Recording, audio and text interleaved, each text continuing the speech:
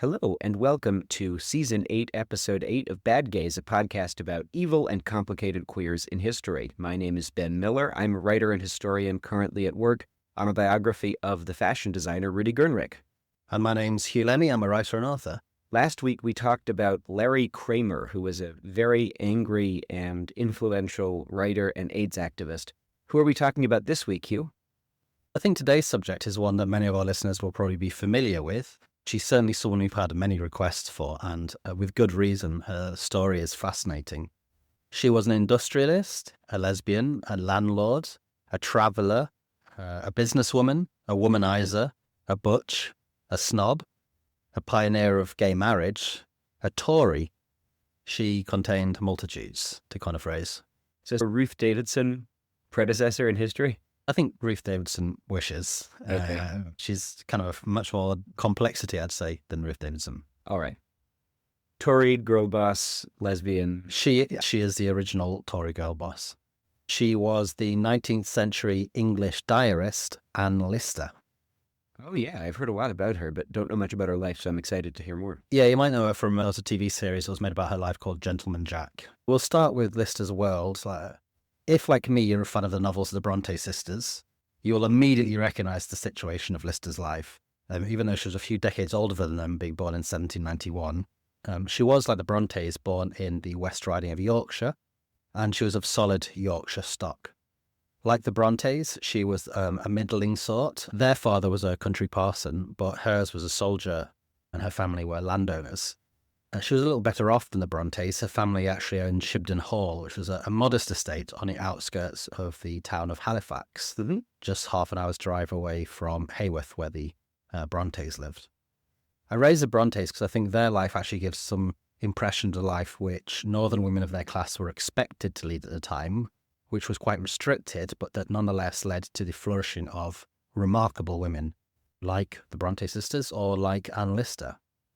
In Elizabeth Gaskell's book, The Life of Charlotte Bronte, she quotes a letter from the poet laureate Robert Southey, who lived in Cumbria, where I'm from, regarding what he thought to her literary ambitions and the proper place of women. Quote, "Literature cannot be the business of a woman's life, and it ought not to be. The more she is engaged in her proper duties, the less leisure she will have for it, even as an accomplishment and a recreation. To those duties you have not yet been called, and when you are, you will be less eager for celebrity. You will not seek an imagination for excitement, of which the vicissitudes of this life and the anxieties from which you must not hope to be exempted, be your state what it may, will bring with them but too much." End quote.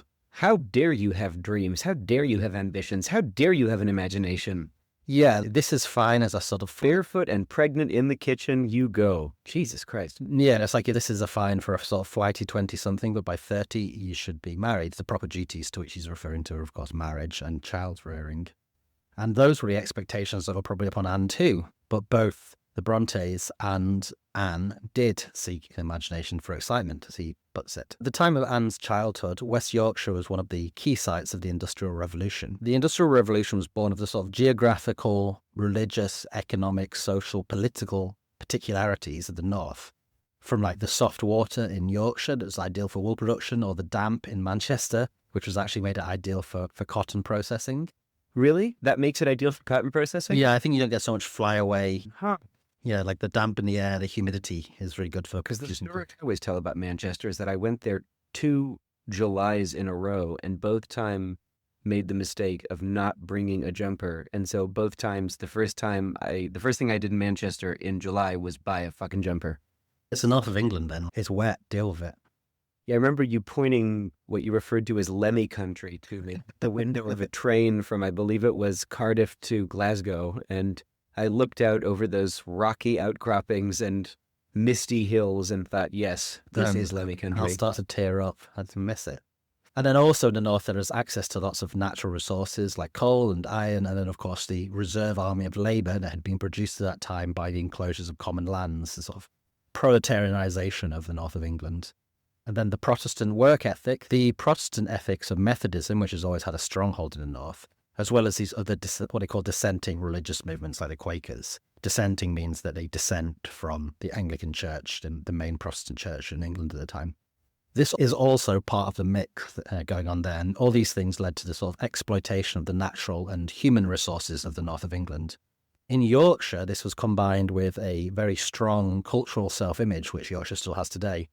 And as a Cumbrian, born of Lancashire stock myself, I hope I'll be forgiven for reading this quote from Gaskell's book, which sums up that sort of Yorkshire vision of itself at the time. Quote, "Even an inhabitant of the neighbouring county of Lancaster is struck by the peculiar force of character which the Yorkshiremen display. This makes them interesting as a race, while at the same time as individuals, the remarkable degree of self-sufficiency they possess gives them an air of independence rather apt to repel a stranger.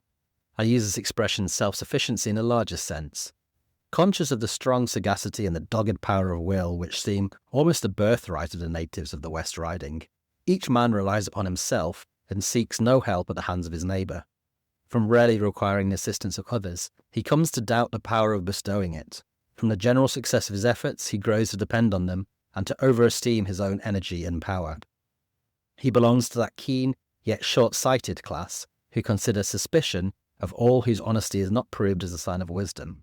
The practical qualities of a man are held in great respect, but the want of faith in strangers and untried modes of actions extends itself even to the manner in which the virtues are regarded, and if they produce no immediate and tangible results, they are rather put aside as unfit for this busy, striving world, especially if they are more of a passive than an active nature. Their affections are strong and their foundations lie deep, but they are not, such affections seldom are, wide-spreading, nor do they show themselves on the surface. Indeed, there is little display of any of the amenities of life amongst this wild, rough population. Their accost is curt, their accent and tone of speech blunt and harsh. Something of this may probably be attributed to the freedom of mountain air and of isolated hillside life, something be derived from their rough Norse ancestry. They have a quick perception of character and a keen sense of humour. Dwellers among them must be prepared for certain uncomplimentary, although most likely true, observations, pithily expressed." You've been in my flat for the past week, and I have heard no such observations, certainly. So. That's because I'm not a Yorkshireman. I don't know. I think a lot of people will recognise that as a fairly accurate description of the inhabitants of Yorkshire. Anyway, true uncomplimentary observations, pithily expressed, is, I hope, the sort of spirit with which we'll discuss Anne Lister, for the Listers were just one of these sorts of wealthier Yorkshire families that were not part of England's traditional noble elite, but who, through industry, investment, ingenuity and exploitation, were to become the powerhouse of the Industrial Revolution. I hope I can adopt a sort of Yorkshire frankness which can weigh up her forthright strengths, of which there were many, alongside the realities of her power and wealth and personality, to be honest. Sounds good. So Anne was one of 7 kids born to Jeremy and Rebecca Lister.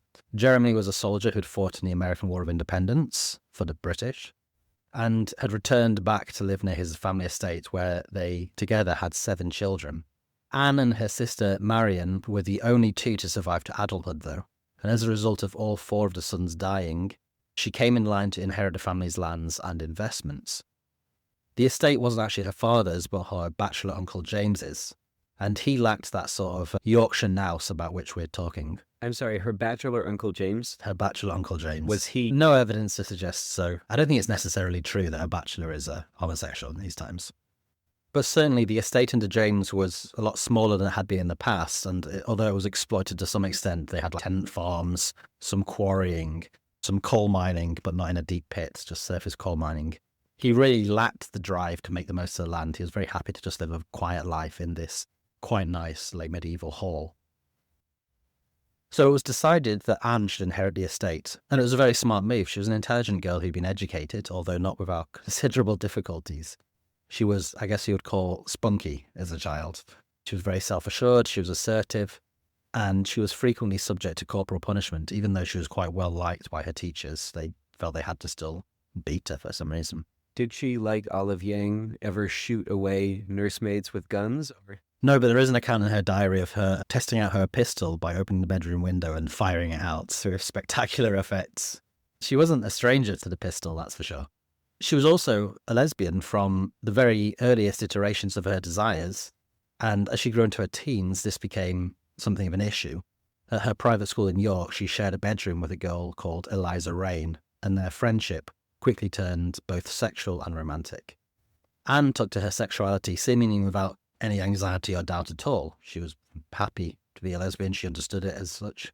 But her passions for other girls with whom she flirted actually then upset Eliza, her girlfriend, and indeed they did seem to contribute to her growing sense of distress.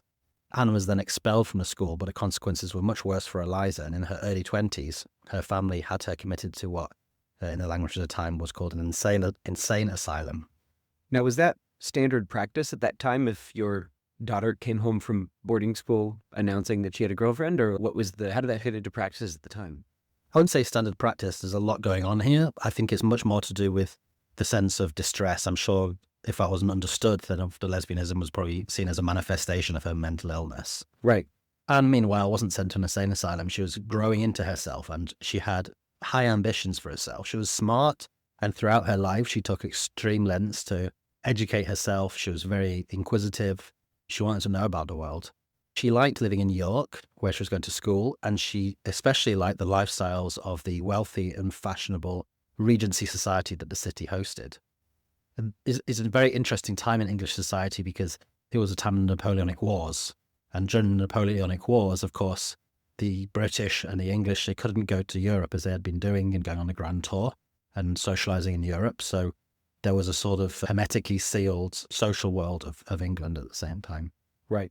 And that's what she entered into. She entered into this society. And she met this family called the Norcliffe family who lived at Langton Hall, another big house. So the Norcliffes seemed to embody what her own family had failed to grasp, that they took advantage of their position of privilege in the world. They were fashionable, they were worldly, cultured. They were the sort of families who, in Jane Austen's novels, they held the balls that the characters are always hunkering to go to. So Anne wanted to access this world, but her family were really in no position to help. It is, however, a truth universally acknowledged that a lesbian in possession of a good fortune must be wanting a wife. And the fortunate Norcliffes had one such daughter, Isabella. So Isabella was 25, 6 years older than 19-year-old Anne, but Anne was very definitely the one to woo this daughter of the gentry to great effect.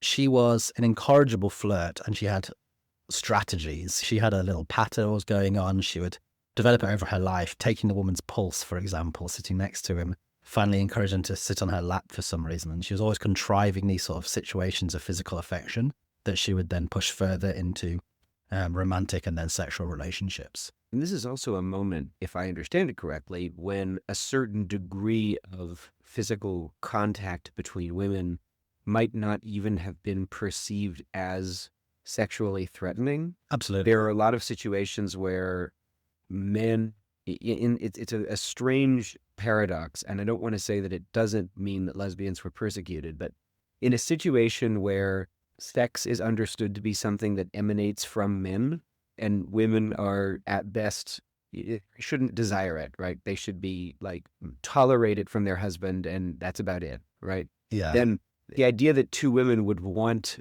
sex without the presence of a man is culturally so difficult to imagine that certain things are just easier to slip by people's grasp because people don't even think about it. Yeah. I always think of that great scene in The Golden Girls, the one that with the greatest line reading of all time by B. Arthur, not Lebanese Blanche, lesbian, where Blanche is just like lesbian, but two women, like what would they do with each other? She's just, and of course, even The Golden Girls is a show that there are all kinds of ways to have lesbian readings of these, like this incredible closeness between these four women, one of whom, B. Arthur, is husky voiced and maybe has some stereotypically, potentially gay qualities. Like it's just impossible for Blanche to imagine that as a thing. Right, yeah. Sexuality, I think, in England at this time was probably largely seen as in the form of male desire, what men want. In the words of Martin Crane, in fact, in Frasier, I'm old-fashioned. In my day, sex was between you and the person you're doing it to. God. Like Eliza, Isabella fell head over heels for Anne, and they engaged in an affair, and very much not the sort of lips pursed, hands neatly folded over your lap, oh, Miss Bennet, oh, Mr. Darcy type of affair, but something altogether a lot more raunchy.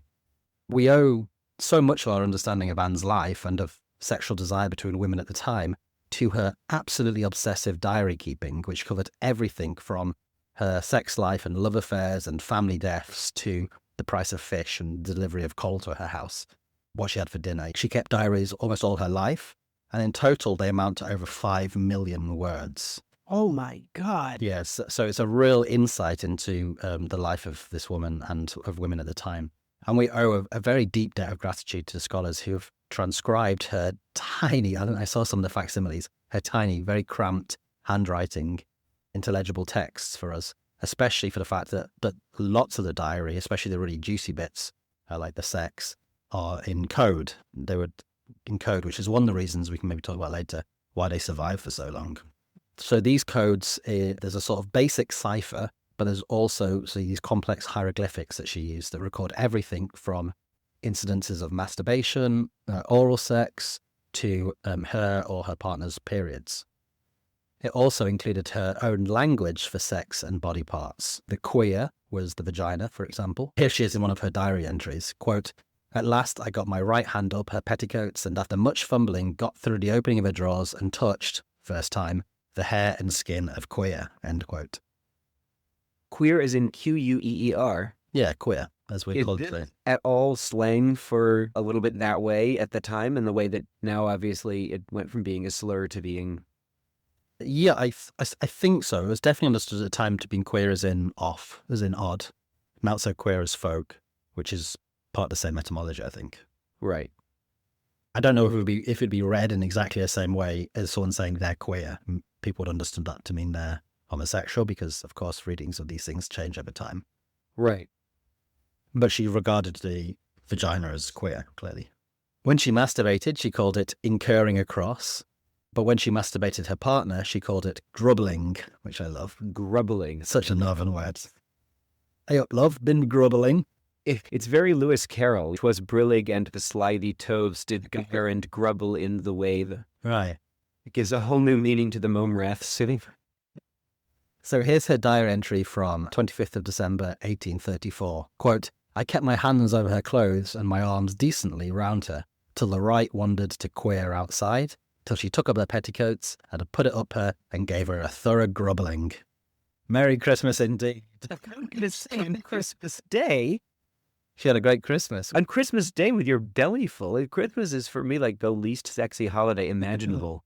And good for her for getting on. So clearly a fainting lady she was not. Here is her writing the day after a liaison with Isabella. Quote, "Not twice washing would take the strong ram smell off my fingers the other night when I grubbed her in bed," end quote.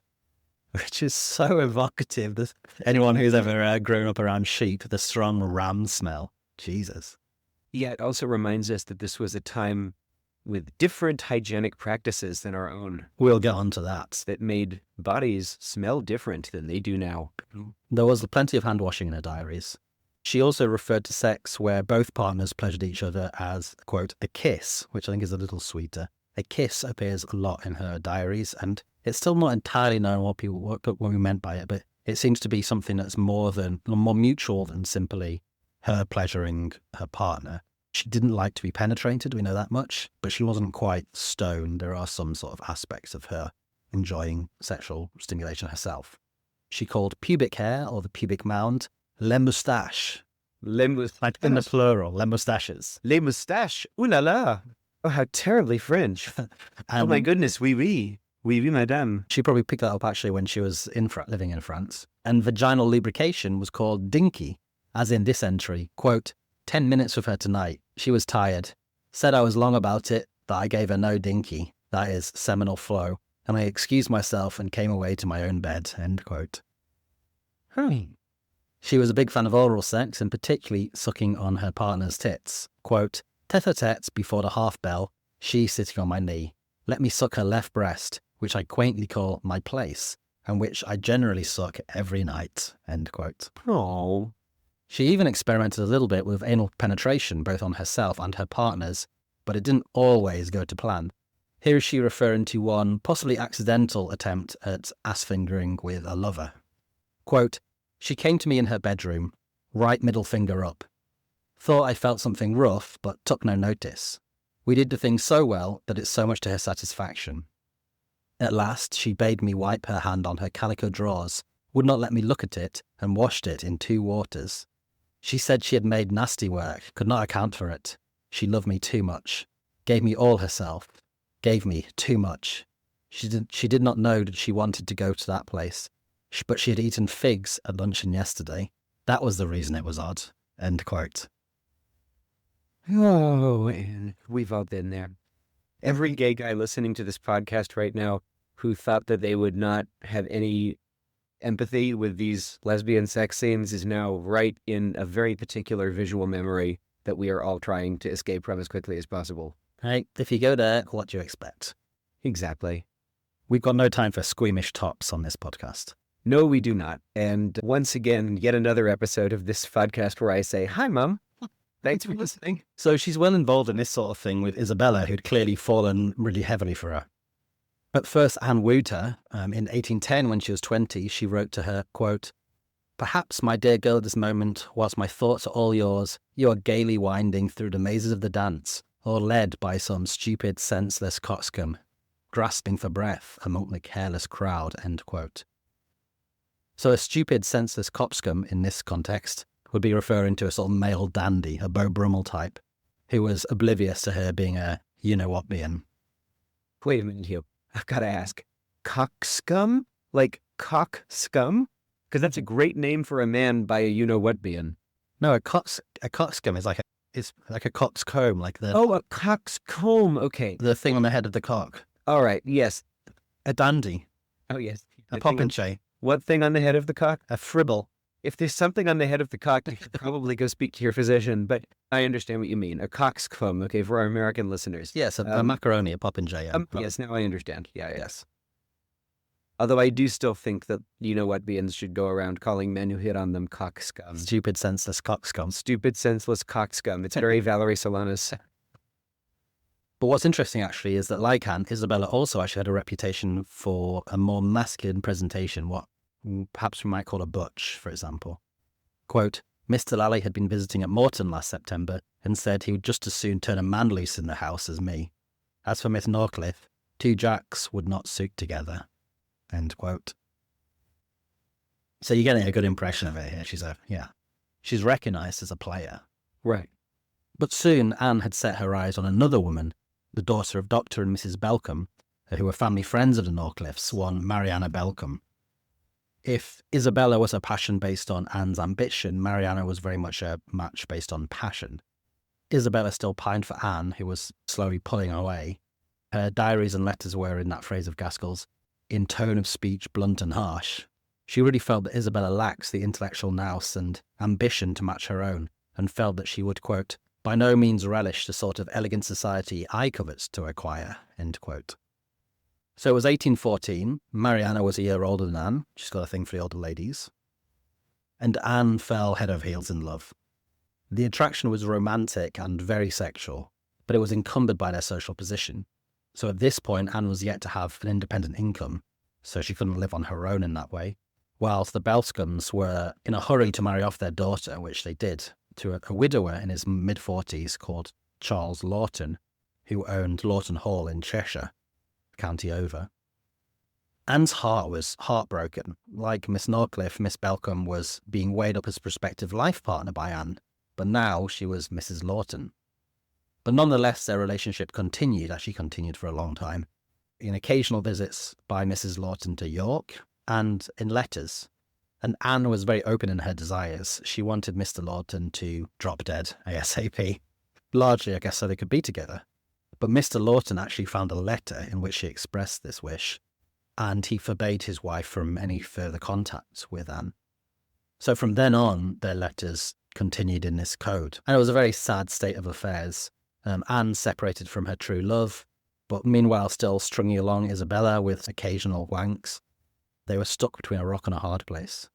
And what's more, Mrs. Lawton was becoming very comfortable in her new life. She still enjoyed sex with Anne, but she was acutely aware that Anne's behaviour was socially deviant as well. Her demeanour, as I mentioned earlier, was transgressive of gender norms at the time, as was her dress. She would dress all in black, something that was usually reserved for men or women in mourning. And Mariana became worried that their relationship would be discovered, and obviously this had an effect on Anne. Anne's sexuality was very well understood by herself. She reflected critically upon it throughout her life. She acknowledged it. She seemed to have very little anxiety about the pleasure that it brought her. She was simply never tempted by men. When a potential suitor, Mr. Montague, wrote to her, she ended up destroying the letters, writing, quote, "Burnt Mr. Montague's farewell verses, that no trace of any man's admiration may remain. It is not meant for me. I love and only love the fairer sex, and thus, beloved by them in turn, my heart revolts from any love other than theirs." I don't think you can get a clear enunciation of lesbianism than that. You can't. This is one of these situations like Frederick the Great, where you want to construct this whole history of how lesbian identity or gay male identity, as we understand it now, or subjectivity as we understand it now, didn't exist at this time in the same way, in the same place. And while that might be true on a mass social level, on individual levels, you get things like that, or Frederick the Great saying, "Fortune is a woman, and alas, I am not that way inclined." Yeah. You're just like, my God. And actually, again, as we said before in the show, these things are precisely interesting for that reason, because these people then become often, if they were remembered for being odd, they become then the models that when this starts being more of a mass subjectivity experience and a movement, people look to these people and construct what become more familiar or contemporary subjectivities or sexualities around the models that they find in people like Lister. Yeah, exactly. Anne recognised at the time that her behaviour was deviating from the gender norms. She wasn't confused by that. It wasn't inadvertent, and she welcomes it. She plays into it. So at balls, she would often carry a pocket handkerchief rather than a fan, as was normal for women of the time. She said that her manners are, quote, "certainly peculiar, not at all masculine, but rather softly gentlemanlike. I know how to please girls." I bet you do, Anne. And she also knows that others regard her gender nonconformity negatively, and they try to admonish her for it, which sometimes could actually upset her. Normally she let it wash over her, but there are times when she just got upset in her diaries. She writes in her diary, quote, "The people generally remark as I pass along how much I look like a man. I think they did it more than usually this evening. At the top of Cunnery Lane, as I went, 3 men said, as usual, 'That's a man,' and one asked, 'Does your cock stand?' I don't know how it is, but I fell low this evening," end quote. In her article, "I Cannot Dress Like the Rest, Gender, Class and Body Techniques in the Diaries of Anne Lister, 1791 to 1840, the academic Angela Hyman describes this as rough music, something that was also known as charivari, which is a sort of folk punishment that was very common in Northern Europe from the Middle Ages up right to the 20th century. A charivari was a sort of public spectacle that was aimed at drawing attention to someone's social digression or crime or transgression in order to help maintain the social order. Peer pressure of a sort that was enacted in public. This could be anything from scolds, women who nagged their husbands, to men who cheated on or beat their wives, and of course, gender transgressions like Anne's. I see. So in other words, the social transgression of saying something so vulgar to a lady is actually covered by the greater social good in this social system of making sure that you rigidly enforce this thing that this person is breaking. Yeah, in small communities at the time, then that was the way that social order and social norms were preserved and passed down from generation to generation. Like a lot of catcalling by men to women today, like when people say whatever, some vulgar thing about, do you want to have sex? Or probably in a much more vulgar way than that. Then they're not saying, do you want to have sex? They're trying to discipline the women's performance of their femininity or whatever in public, or they're just Right. be women in public and say, you need to be scared, etc., etc. Right. But catcalling is a method of the violent enforcement of patriarchy. And I think this example here of this social system, and I want to bring this up now because this is a concept that I think a lot of people are familiar with in theory, but maybe have a hard time envisioning, is a good example of what someone like Foucault means when he talks about examining how power works and comes out of social relations instead of just thinking about power as being top down. Right. I think it's very easy for us to imagine power as coming top down from a state, right? A state issues a decree, that decree is enforced, there is a system of laws, there is enforcement of those laws.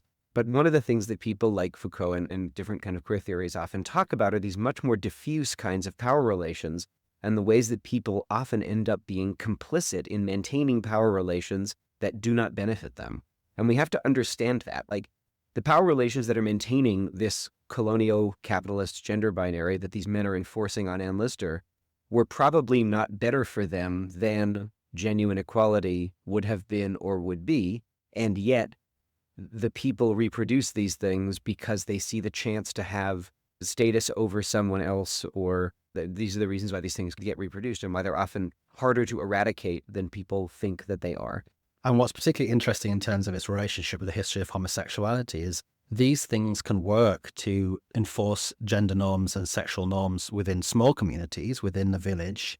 But once people start moving to cities, where there's a degree of anonymity, once you start to have the growth of urbanization and proletarianization of people moving to cities, where these techniques become less effective in the disciplining of people.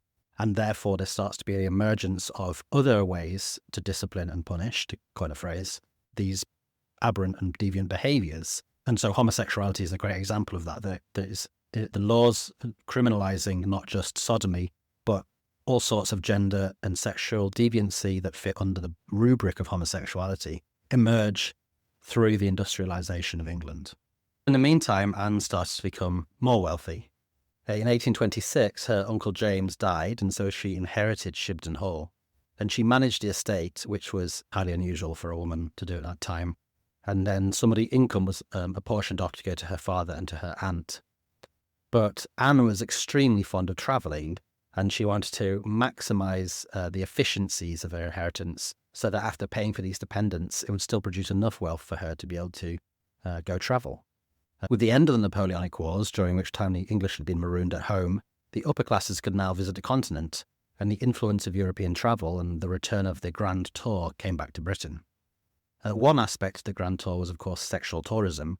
Male writers like Boswell and Byron discussed the different sexual attitudes and subjectivities to be found in Europe, and Anne was very much the same. She visited Paris repeatedly, partly, she said, to perhaps improve her health, as she was suffering from a venereal disease that she had potentially contracted from Mariana, and she was very anxious about it. In her pension in Place Vendôme, she made the acquaintance of a young widow, Mrs. Barlow. Poor Mrs. B.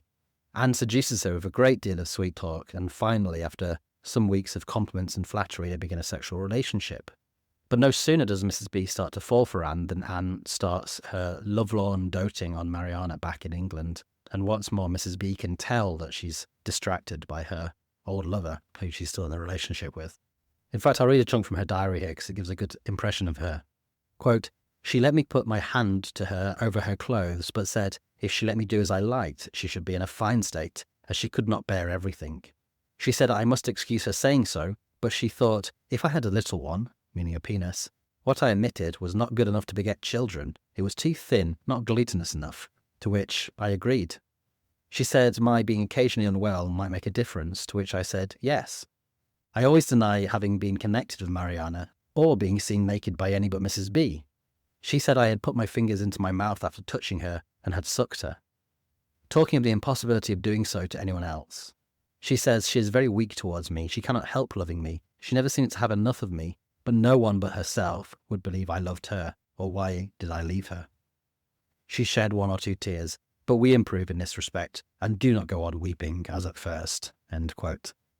So she's telling her lovers, I mean, it's extremely bad sexual ethics. She's telling her lovers that she's monogamous, in fact, that she's never had sex with another woman. And then she does it over and over again. And by the way, she's in Paris to get over a venereal disease. Right. The other one does not know about. She knows about it, but she claims that she didn't get it from Mariana. Who knows? Nonetheless, Mrs. B and Anne maintain their affair, and they travel on from Paris to Switzerland and Italy, and Anne really loves the Alps especially. And so upon returning to Shibden, Anne's management of the estate continues. Here we get to see a really unusual contradiction in Anne, because although she was herself both transgressive and subject to this social discipline and opprobrium for that transgression, she was also in many ways extremely conservative and also a snob. She was a Tory, and I think this is anchored in two obvious sources. Her class position and her religion. She was a patriot, which is unsurprising given her youth coinciding with the Napoleonic Wars, although actually she did have a continuing interest, and perhaps even an admiration for Napoleon himself, which is perhaps not unsurprising, as both had a strong sense of their own sort of autonomy and achievements above their station. Yeah, especially in the early years, the years before he declared himself emperor, there were a lot of people who had a lot of admiration for Napoleon in different countries. Beethoven's Third Symphony, the Eroica, is a big heroic march, hence the name Eroica.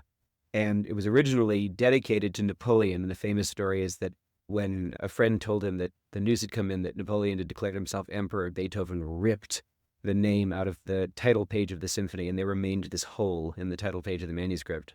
Oh, wow. I didn't know that. In disappointment and anger at the betrayal of Republican principles.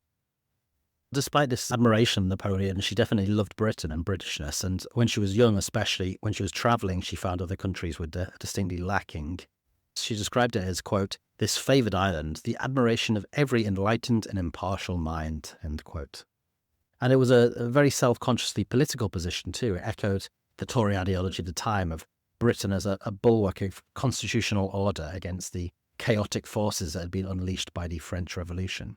Quote, "Ours is the land of righteous law and liberty, and I would not change my birthplace for all the loveliest spots that smile upon the God of day. But we may migrate now and then, and yet be patriots still," end quote. So you can really see the echoes of sort of Burkean politics in that statement. Right. Also, the idea that some concept of liberty would actually be enhanced by a certain amount of natural order. Absolutely. Right? Which is the same liberty, quote unquote, that becomes the United States version of liberty, which is how people who are actually asking for a much more controlled social order where everyone knows their place can portray this as somehow freedom. Yeah, and the focus of liberty is actually the liberty of property rights rather than political rights. Right. So this ideological aversion to the radical political movements met with a quite practical anxiety as the proletarianization, urbanization of a part of the population of the north of England and the Industrial Revolution was leading to this growth in workers' self-organization. We covered a lot of this sort of insurrectionary politics and workers' organization of this time in our episode on Castlereagh, so I won't go too much into this at this point, but if you are interested in it, I can heartily recommend the books The Making of the English Working Class by U.P. Thompson and Captain Swing by Eric Hobsbawm and George Roudet, stuff like that.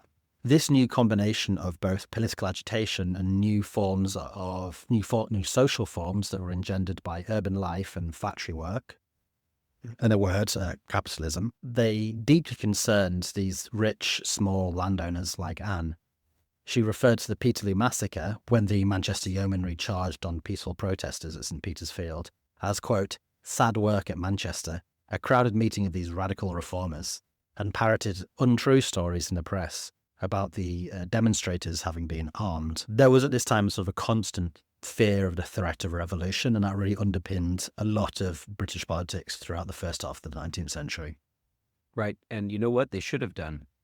Yeah. Yeah, no, absolutely. Yeah, if only it had come through. It did come through in various ways, including the Chartists and electoral reform, which we'll get onto earlier, because quite surprisingly, she was a supporter of electoral reform. She was also an opponent of the Catholic Relief Act, which lifted the punitive restrictions on Catholics and returned to them many of their economic and political rights. And this is very much a basis of her Anglican Protestant sort of politics. She was a classic Tory in terms of a supporter of the king and the nation and constitutional monarchy and parliament and the church. Now, at this time, in a parliamentary sense, who are the opposition to the Tories? At this point, it's the Whigs, and you start to see this thing called the Whig ascendancy that's emerging. So that the traditional Tory rule, the Tories had ruled for about 7 decades, was starting to come to an end. Right. And the Whigs are a more liberal... The Whigs are a more liberal party, yeah, although nothing that we'd equate with the later developments of sort of socialism. No. Yeah. But like the beginnings of liberalism as a political force. The Whigs are more the party of the urban trader, the factory owner, and the Tories are the party of the rural landowner. Yes. Okay. And she was lukewarm on the issue of voting reform that was going around at the time. So voting reform did allow her some more power because obviously she wasn't allowed to vote herself because she was a woman, even though she was a landowner. She was a woman. But she could use her position as a landlord as a form of proxy voting for the Tories, which was very common at the time. She engaged in electoral fraud and voter intimidation and things like this. She wasn't the worst by any means. There were some much worse. There were lots of people who didn't engage in this, lots of landlords who didn't engage in this. But it was a common thing that happened at the time. And she actually said, quote, "I had made up my mind to take none but blue tenants," in her diary. So that's basically she's saying she's only going to take tenants who would support the Tories. And that's her way of influencing the voting in her constituency. So for those of us, Hugh, who are not experts on early 19th century English voting systems, you don't have to get into details, but basically who her constituents are. Her tenants do have a vote? Or is it that voting reform then means that her tenants could vote and so then she takes on blue tenants? The Great Reform Act of 1832 gave the vote to basically more middle-class men. You had to have either property or to be leasing property of a certain value. I see. So basically she could control the vote in her constituency by only leasing X amount of property to people that she knew were going to vote a certain way. Exactly, yeah. And it was a very important act because although it didn't give the vote to a huge number of more men, it did shift the balance of power within British politics. And it was really the start of the end of the Georgian democracy with its rotten boroughs, which it got rid of, and this sort of much more corrupt way of doing things, to the start of a process in which the Whigs could harness this power and eventually into the sort of partisan politics that we would see in the 19th century, which would eventually lead to more and more reforms and more working class men and then eventually women getting the vote because you introduce these middle class men who then engaged a lot more in the political system.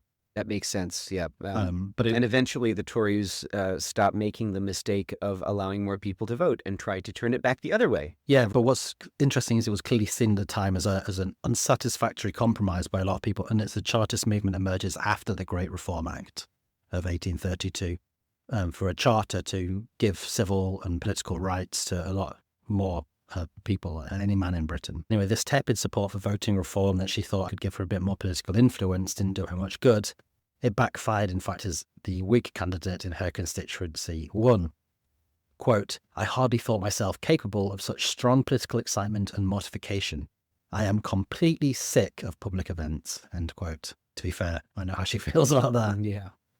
She would write to a friend, an aristocratic friend, Lady Stuart, quote, "The political mind of the people is sadly warped. The registration of new voters has not gained us much, if anything," end quote.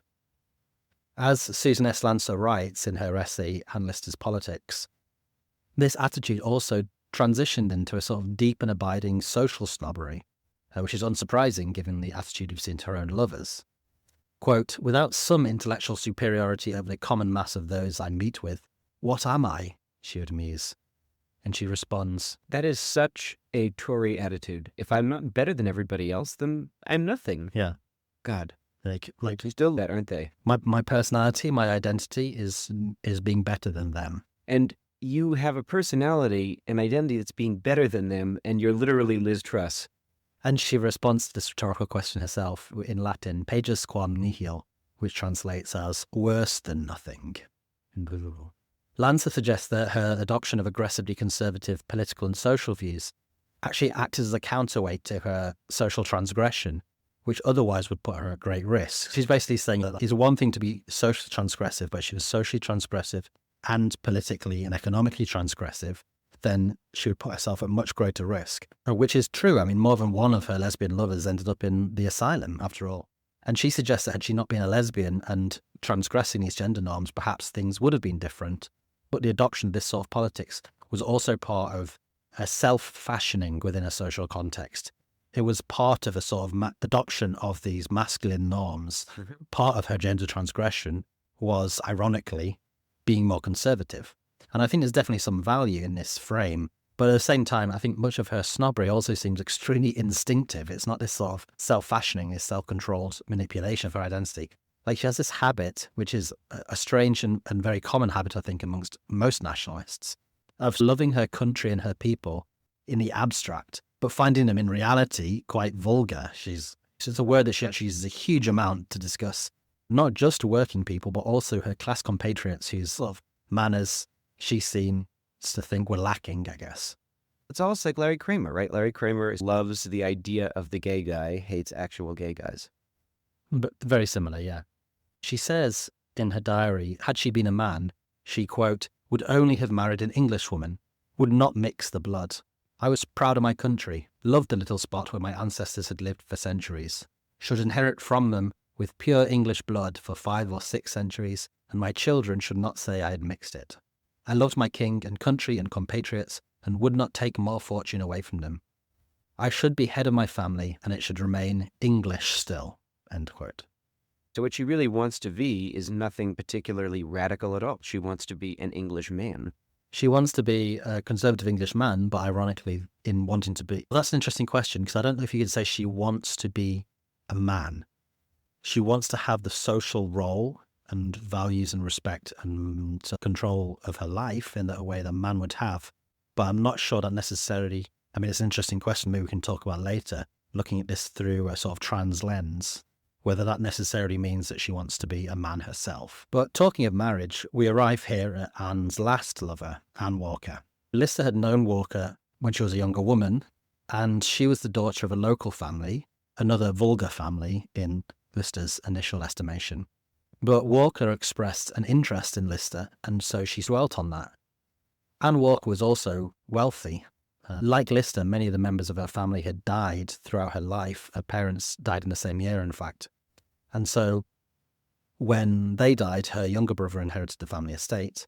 Her sister was married, but then her brother died on his honeymoon, in fact, without any heirs. And so she and her sister inherited it, and she kept living there. So here we have these two women who are living quite close to each other. They're both property owners. They both live alone. So in many ways, she was the ideal partner for Lister. She was the same social class. They were both firm, pious Anglicans. And it wasn't long before they struck up a relationship in 1832. Boy, I guess Henry VIII really did have a lot of impact on being a pious Anglican. Those diaries do not sound particularly religious to me, but... But this is the thing about Anglicanism that I think we talked about in many of our episodes, that it's a sort of social form as much as it's not that much about Jesus. It's much more about, as they used to call it, the Tory party at prayer. Did I ever tell you about my grandmother trying to explain to me what Episcopalians were? Because that's what Anglicans are called in the U.S. No? So we were driving once past an Episcopalian church, and my grandmother's Catholic on my mother's side. My father's side of the family is Jewish. And I asked my grandmother what Episcopalians were and how it was different from Catholic, and she thought to herself for a minute, and then she said, "I think the Episcopalians have tea and they sing more than we do." Unlike Lister, she actually didn't find it quite so easy to accept her lesbianism, even though she pursued Lister.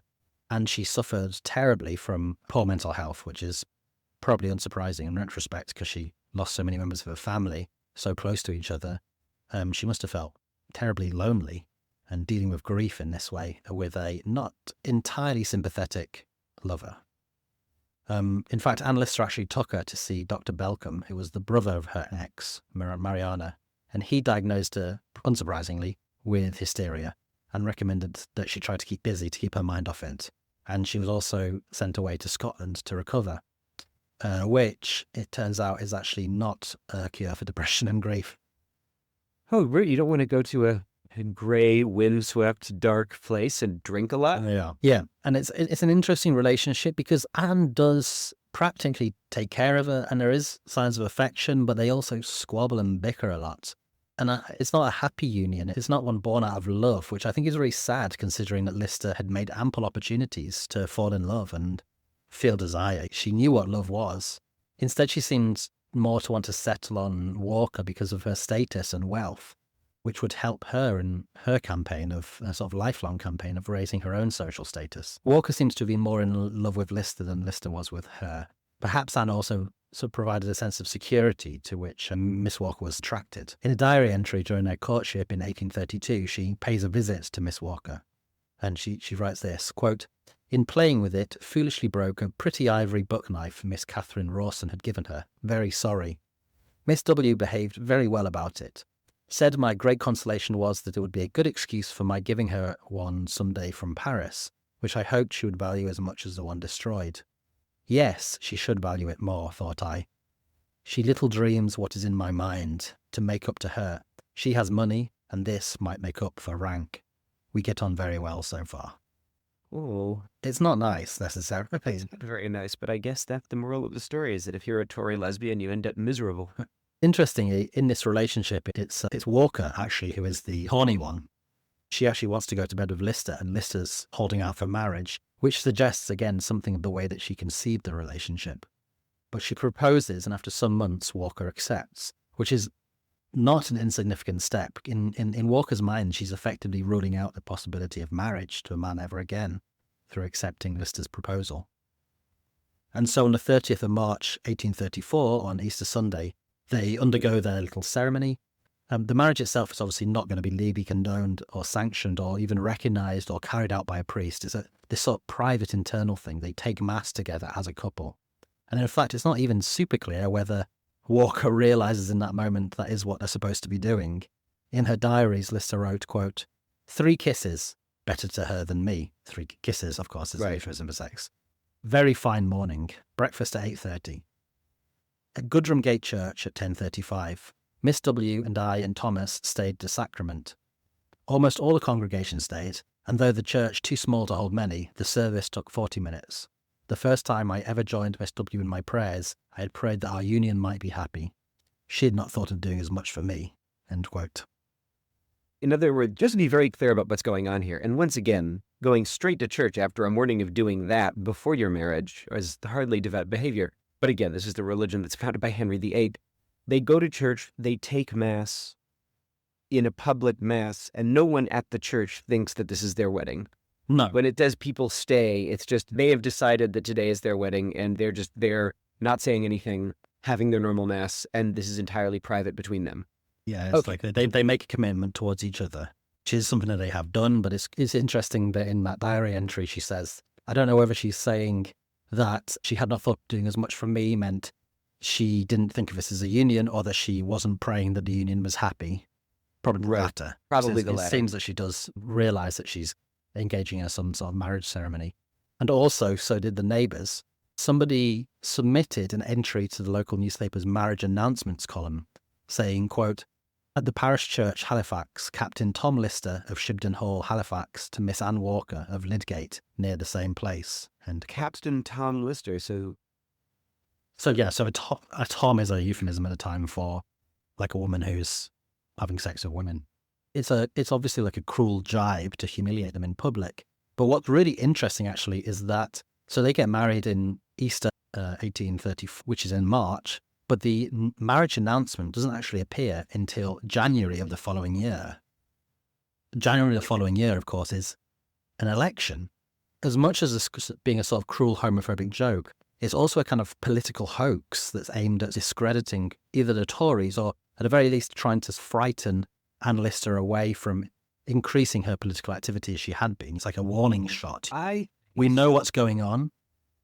Oh, I see. So that's how we know that this was a cruel joke and not an ad that they placed in some sort of act of profound daring, because it's placed afterwards and probably based on some rumors that have gone around that seeing these two together a lot and thinking, I can make a funny joke and maybe spread some gossip that will push Anne Lister out of her Tory meddling. Yeah, I think she talks about it in her diary as being hurtful. What's interesting is if this is a private ceremony that they're saying together in their head, how does this person who's posting this thing in a newspaper know it occurs on that date? That is very interesting. Yeah, like it actually does have the date. And this is clear from her diary, like this sort of this more public discussion about the fact that they are in a relationship. They have family members who live with them, even though they share a bedroom. There's a strange amount of openness or social understanding of what's going on. It's not hidden. Unfortunately, the marriage, as you might expect, wasn't really that happy. They squabbled an awful lot. But I think there must have been some good times. They travelled a lot, even for now. They went a lot of the time to south of France. In 1838, she even achieved the first official ascent of Vignamale, which is the highest mountain in the Pyrenees. She's in her late 40s at this point. Oh, wow. It's 10 hours up, 7 hours down, I read. So it's a considerable amount of effort. And when she's working on her estate, she's known to be very active, building things, overseeing things. They sink a proper deep pit on the estate, which she calls Walker Pit, presumably after her wife. Does she go grumbling in the pit? Oh, certainly. She's a very physically active, strenuous, healthy woman. The other thing we have to remind ourselves and our listeners is that in 1838, if you're doing 10 hours up and 7 hours down, you're not doing it in modern hiking boots with cushioned soles and activewear that stretches. You're doing it in like woolen coats and hobnail boots. Hobnail boots, and you probably have fabric and drenching with sweat. Yeah, it must have been very unpleasant. Actually. And then in 1840, the couple embarked on a really quite impressive trip. They took a carriage from France up through Denmark, Sweden, and then across into Russia, where they visited St. Petersburg and Moscow, before heading down the river Volga to the Caucasus. However, in Georgia, which at that point I think was part of the Russian Empire, Anne Lister suddenly developed a heavy fever and she died on the 22nd of September 1840, aged 49. What's really interesting here actually is her funeral wasn't until the following April, and it was in Halifax. So despite sort of Lister's representation of her wife in her diary as this sort of oversensitive, depressed, hysterical, unworldly woman, she was still capable and enough to arrange the repatriation of her body through the Russian Empire back to Yorkshire, which can't have been an easy task. And that is the fascinating life of Anne Lister. Hi, you're listening to Bad Gays. We're an audience-supported show. We don't have a network, we don't have sponsors or advertising. It's really you guys who keep the show on the road. So if you're interested in supporting us, why not head over to Patreon, where you can listen to Extra Bad Gays, our monthly podcast about all things queer. It's really fun to do. You get to hear from us every month. You get to hear from us in a less scripted format. We're starting to do fun new things like an advice column segment. Again, all of that is only for subscribers. You can also subscribe on Apple Podcasts right there in the app. We also have new merch for season 8. We have t-shirts, we have socks that say Evil Twink Energy on them. We have caps in pink and camo and black. Go check it out, all at our website at badgayspod.com. All of that helps us keep the show going and do more of this, which we love to do. And now, on with the show. Thanks for that story. That is a fascinating tale. I want to get into this a little bit. How unusual was this kind of Boston marriage type scenario at this time? Do we think that this was a thing that might have been happening more than just here, and we know about this one because we happen to have this diary and so we can prove it? Or do we think that this was actually quite unique at the time in terms of people engaging in this kind of relationship and being able to engage in this kind of relationship, right? Certainly not without social opprobrium, but they were in it. And she was in all of them. What strikes me as remarkable is the conviction with which Lister states her intent from a very young age to marry another woman. It was not unique. It was unusual, yes. But there are other cases of upper-class women living in those sort of relationships that were understood socially as being deviant in that way. The most famous example, I think, probably are the ladies of Llangollen, I hope I'm pronouncing that right, who were two Irish women who were very upper class, and they lived together as a couple around the same time. They were a bit older, but they died around the sort of 1820s, 1830s, I think. And they were recognized and understood. People came to visit them, you know, Wordsworth and the Duke of Wellington and Byron, who I mentioned earlier, these were people who would come and see and were this part of this sort of social world. What's interesting about the ladies is there was a rumor of them at the time that they were in a sexual relationship, and this sort of appalled them. That obviously is the case with Anne. Although this oldest we have in her diaries was she hid the sex. She very much hid, you know, this stuff was codified. But these sort of social forms of these women living together to perhaps escape unwanted marriages was not unknown at the time. That's definitely for sure. Here's the interesting thing. Anne and Mariana Lawton went to visit the ladies of Llangollen. They must have known. They understood there was some sort of social, almost maybe social solidarity or social identity that they understood that they shared. Okay, so I need a film that stars Tilda Swinton and Olivia Colman and Gillian Anderson and Sarah Paulson, and they play these 4 lesbians, and we see the visit over the course of a weekend. No, I'm thinking maybe, Olivia Colman and Sarah Paulson, but the ladies were considerably older. So maybe Meryl Streep and Christine Baranski. Okay, someone get on this. This is a good idea. Someone take it. That one's for free, but please, take my money. Tell me that you wouldn't, all the gays would not go see that movie, and all the lesbians would go see that movie. We don't want fucking Heartstopper. We want this. My second question to you is about, as often is the question on the show with these people, as often is the question on the show with people who lived before the kind of instantiation of sexuality as we understand it now, does Lister then get taken up as a model for lesbians in the UK in the 20th century? How does her story come back to light? And how do these diaries get preserved through all those years? You alluded to talking about it, but I wanted to ask you that question of how the story made it to the present day. That's a real fascinating part of the story, and one of these sort of serendipities of history.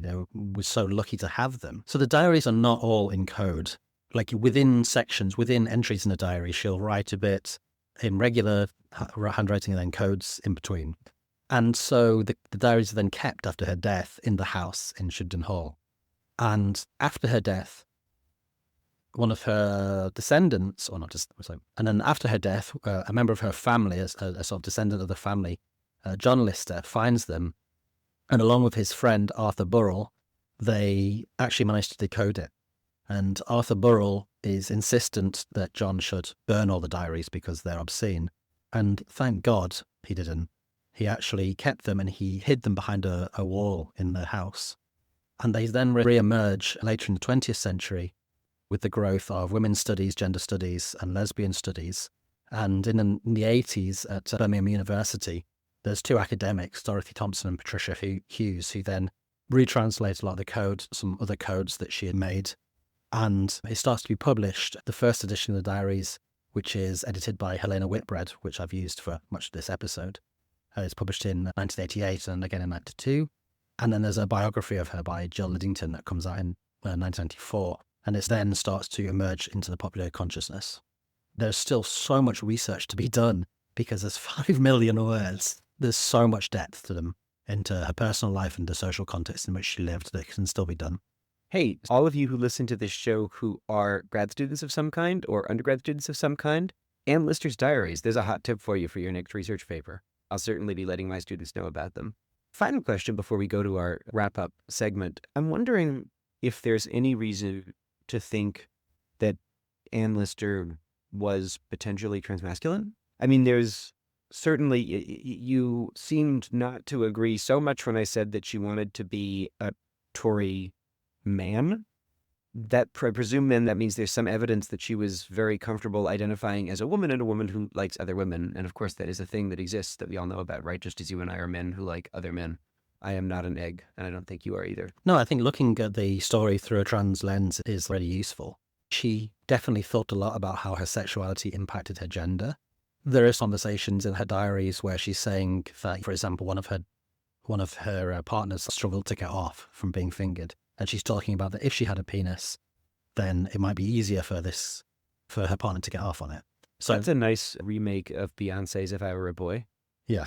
But I think looking at it through a trans lens really illuminates a lot about it.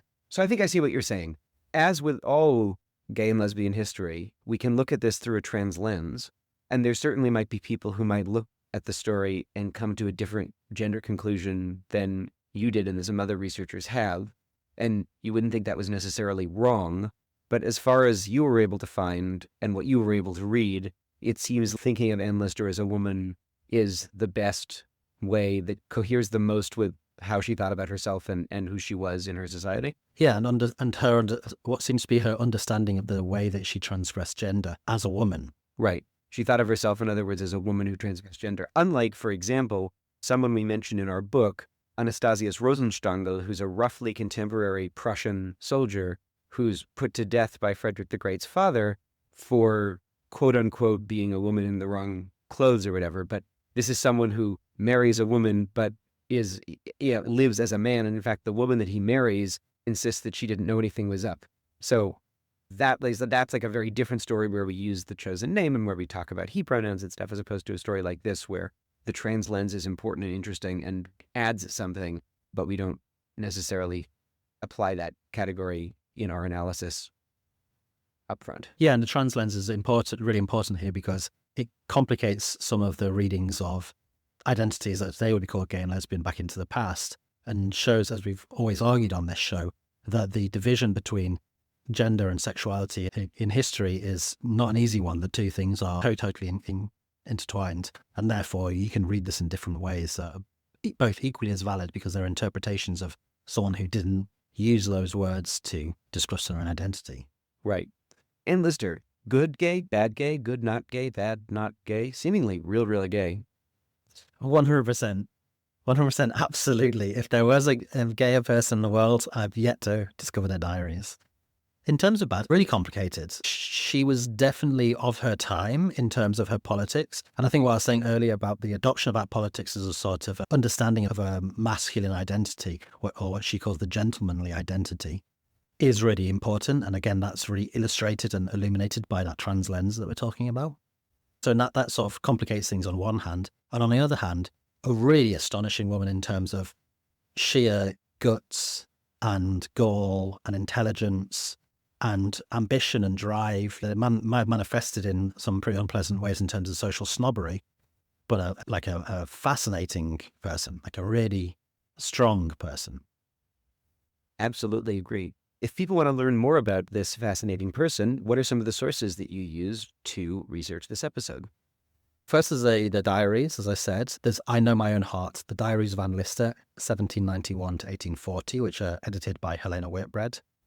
And the biography by Jill Liddington, Female Fortune, Land, Gender and Authority, the Anne Lister Diaries and Other Writings, 1833 to 1836.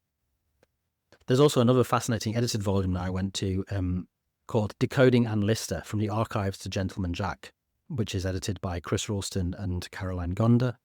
And then lastly, a really fantastic research portal online by a community that's dedicated to unpacking all of Anne's diaries, her lives, her multiple lives, her business interests, and it covers everything from those relationships to, I don't know, there's diagrams of the pits on her land and stuff is really deep. And I'm so glad you said land there. And that's www.pactedwithpotential.org, and I can really recommend checking that out. It also decodes all her slang words where we talked about earlier around sex. Very fun. And we absolutely all need to know more about that. So that's our show. I'm Ben Miller. You can find me at Ben Writes Things all over the internet. You can find me online at hugh.substack.com. And until next week, bye. Bye.